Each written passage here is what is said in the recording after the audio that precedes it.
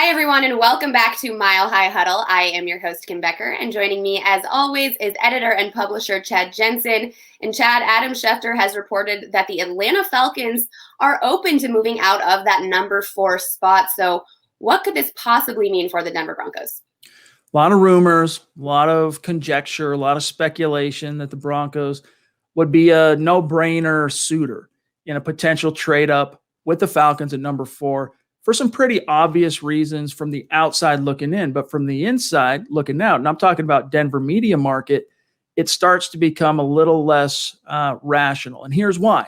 It's going to cost at least a second-round pick, probably a second and a third minimum, for the Broncos to get from number 9 to number 4. And you think, well, if you're going up to get your franchise quarterback and your guy for 10 years, small price to pay. Maybe, right? But it could also include more capital than that, because the law of economics is, as far as supply and demand goes, when there is more demand and the supply is limited, the cost goes through the roof. So it might only take on the surface our second and a third, but when you get the Patriots involved or you get whoever, pick your team that needs a quarterback that's behind the Denver Broncos, all of a sudden the price gets driven up. So up to this point, everything we've seen from George Paton, he sniffed around a lot of different opportunities, right? He sniffed around the Stafford deal, Matthew Stafford in Detroit. It became a bridge too far. He sniffed around Carson Wentz, too rich for his blood, and he even sniffed around, at least kicked the tires on the possibility, though not too seriously, on Sam Darnold.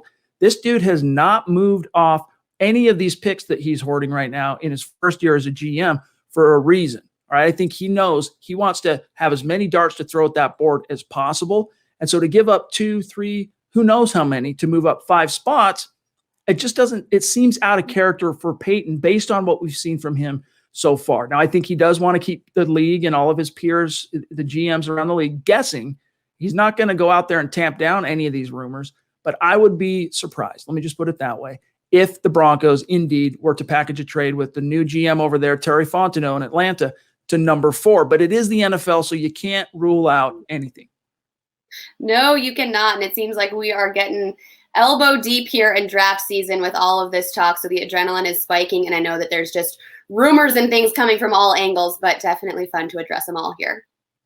It's worth mentioning. All right. Yeah. Also, last thing here. George Paton, what has he said about Drew Lock since he took the job in Denver? Initially, it was, hey, he's talented, raw, got a lot of talent. We'll see how it goes. Now he's studied him. The last thing he said is, we like Drew Lock. And then the most interesting thing he said on the subject, other than mentioning that Drew has been in the building a lot since he arrived, is the fact that almost like in passing, like, what are you going to do about this quarterback situation? He's like, well, fortunately, we have a quarterback. He likes Drew Lock, in my opinion, a lot more than maybe the national perspective would like to believe, and many even in Denver media. Drew's going to be the guy in 2021.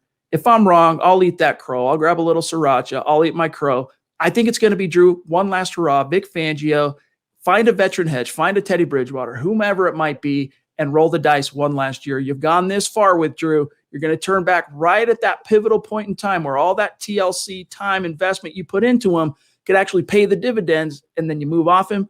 That's a fear I think Paton is confronting right now, and I don't think he's going to move off it. And again, he's young. That 2020 season wasn't a real fighting chance for Drew Lock. So all of this definitely checks out, Chad. Thanks so much. Thanks, Kim.